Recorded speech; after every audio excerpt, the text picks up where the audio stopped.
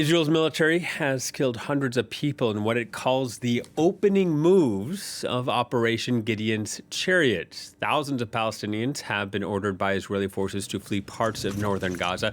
Since Thursday alone, extensive airstrikes have killed over 250 men, women, and children.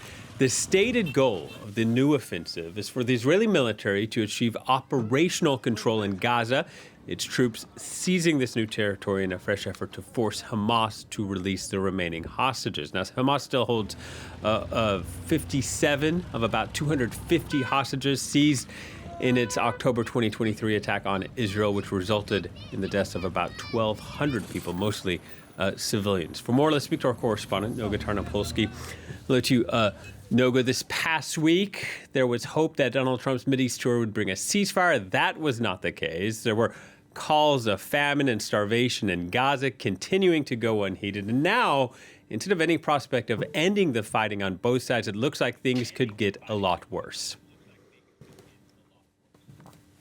It does, every single thing that you said. In fact, one of the dramatic moments this week that a little bit seems to have fallen under the radar is that the President of the United States himself, while declining to visit Israel and not having meetings with any Israelis while he was here in the region, he himself confirmed, he said, quote, "A lot of people are starving in Gaza." So we now know that this is the official position of the United States. The Israeli government has simply not reacted to any of this. And regarding the military operation, so far it has been kept mostly to these massive airstrikes that you're describing. But again, we're in a situation in which the Israeli army, at least,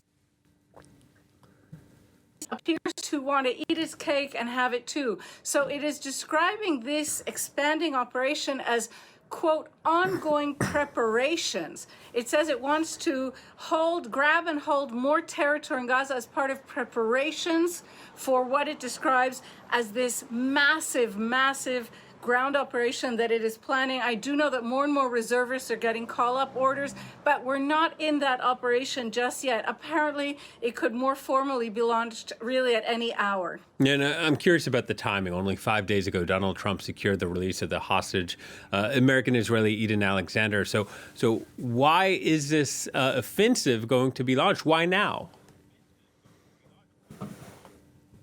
Basically, simply put, Hamas demands, in exchange for the release of all the remaining 58 hostages, that Israel declare an end to the war.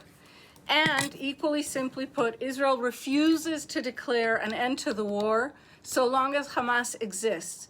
So the very circumstances of this week, in which for the first time in history, a senior U.S. official, Steve Witkoff, Donald Trump's old friend and senior envoy, basically for all conflicts on earth, sat and met, apparently, so we've heard, directly with these terrorists, Islamist terrorists representing Hamas. The fact that he met them allowed Israel to say they still exist, and so we refuse to declare an end to the war.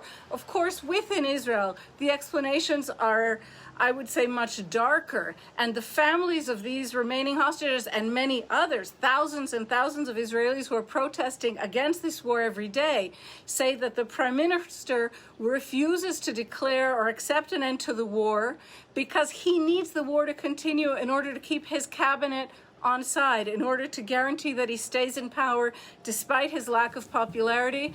There have been really shattering accusations this week from family members of numerous hostages. Among those few, the 20 or 21 or so known for sure to still be alive, that Prime Minister Netanyahu prefers them dead to the risk of signing any agreement. I want to add one more thing. The other accusation, of course, is we know from military sources here in Israel that the only way to truly get rid of Hamas, that is very degraded at this point, is to replace it with another entity, the Palestinian Authority, a pan-Arab force, something. And Israel, the Israeli government, has refused all configurations for any entity that might replace Hamas. So on the one hand, they won't replace Hamas, and on the other hand, they say that while Hamas exists, they won't declare an end to the war. That is where things are stuck right now. Yeah.